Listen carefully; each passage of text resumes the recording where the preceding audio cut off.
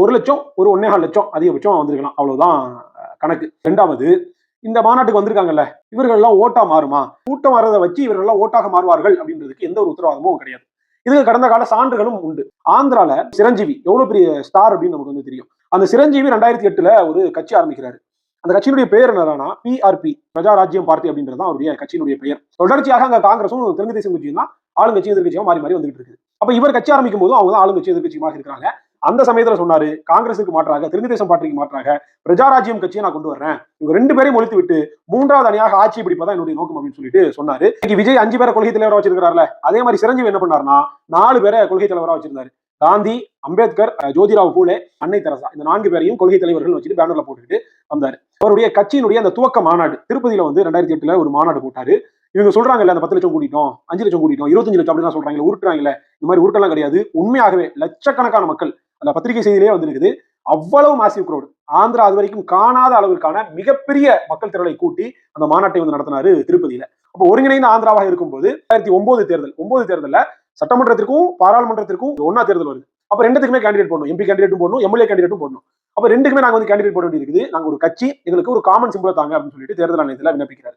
இதுல என்ன சிக்கலாயிருது அப்படின்னா, அன்னைக்கு ஆந்திரால மாநிலத்துல யார் ஆட்சி பண்றா அப்படின்னா காங்கிரஸ் ஆட்சி பண்ணுது. முதலமைச்சராக OSR இருக்கிறாரு. OSRனா இன்னைக்கு ஜெகன்மோகன் ரெட்டி இருக்காருல்ல, ஜெகன்மோகன் ரெட்டியினுடைய அப்பா ராஜசேகர் ரெட்டி. ராஜசேகர் ரெட்டி இன்னைக்கு முதலமைச்சராக இருக்கிறாரு. அப்ப மாநிலத்துல காங்கிரஸ் வந்து ஆட்சியில் இருக்குது. அதே மாதிரி 2009 மத்தியில இந்தியாவில வந்து மன்மோகன் சிங் வந்து பிரதமரா இருக்கிறாரு. மத்தியிலுமே வந்து காங்கிரஸ் ஆட்சியில் இருக்குது. மாநிலத்திலேயும் இவங்க ஆட்சி, மத்தியிலையும் அவங்க ஆட்சி அப்படின்றதுனால காங்கிரஸ் கடுமையான அடக்குமுறையை சிரஞ்சீவிக்கு எதிராக கொடுக்குது. தேர்தல் ஆணையத்தை கையில வச்சுக்கொண்டு பொது சின்னத்தை தர முடியாது அப்படின்னு ஒவ்வொரு தொகுதிக்கும் ஒவ்வொரு சின்னத்தை கொடுத்துறாங்க. உச்சநீதிமன்றத்துக்கு போறாரு. உச்சநீதிமன்றத்துக்கு போய் உச்சநீதிமன்றத்துல வழக்காடி தேர்தல் ஆணையத்திற்கு எதிராக உத்தரவை வாங்கிட்டு வர்றாரு. என்ன அப்படின்னா, ஒட்டுமொத்த ஒருங்கிணைந்த ஆந்திராவிற்கும் எல்லா தொகுதியிலையும், சட்டமன்ற தொகுதியிலையும் பாராளுமன்ற தொகுதியிலையும் ஒரே சின்னத்தை கொடுக்கணும் அப்படின்னு சொல்லிட்டு உச்சநீதிமன்றத்தில் உத்தரவு வாங்கிட்டு வர்றாரு.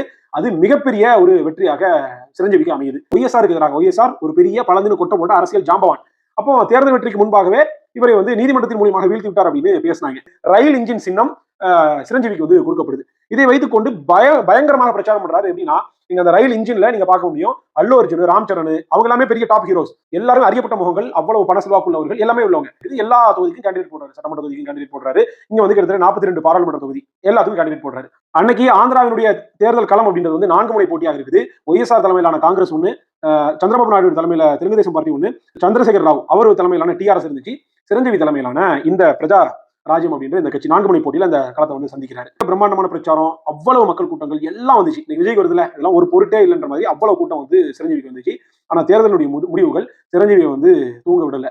இவர் வந்து ஆட்சியை பிடிச்சிருவார், முதலமைச்சர் ஆகிடுவார், முதல் கையெழுத்து என்ன அப்படின்ற அளவுக்கு எல்லாம் வந்து பேசிட்டு இருந்தாங்க. ஆனா சிரஞ்சீவிக்கு வந்து தோல்விதான் மிஞ்சுது. வெறுமனே 18 MLA சீட்டுகள் மட்டும்தான் அவரால் வெல்ல முடிஞ்சது. OSR மீண்டும் பெரும்பான்மை பெற்று ஆட்சியை பிடிச்சார். கிட்டத்தட்ட 80-90 சீட்டை பெற்று சந்திரபாபு நாயுடு எதிர்க்கட்சி தலைவரானாரு.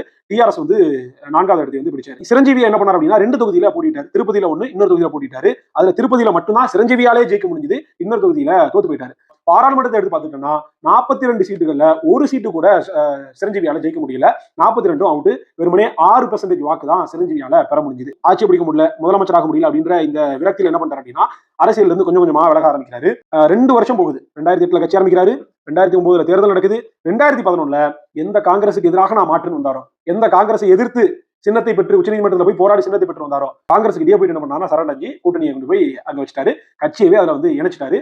தேர்தல் இருந்து விலகி மீண்டும் இயல்பு நிலைக்கு திரும்பினார் அப்படின்ற மாதிரி படம் நடிக்கிறதுக்காக போயிட்டாரு. சினிமா ஹீரோவாக மீண்டும் ஆகிவிட்டார். ஒரு 18 சீட்டுகள் ஜெயிச்சு 6% பாராளுமன்றத்தில் வாக்கு வாங்கி 10 லட்சம் மக்களை கூட்டி அவ்வளவு மாநாடு போட்ட சிரஞ்சீவியினுடைய நிலைமையே இதுதான். அப்ப மக்கள் கூட்டத்திற்கு வர்றாங்க, லட்சக்கணக்கான மக்கள் கூட்டுறாங்க அப்படின்றதுனால அதெல்லாம் ஓட்டாக மாறுன்றதுக்கு எந்த ஒரு உத்தரவாதமும் கிடையாது.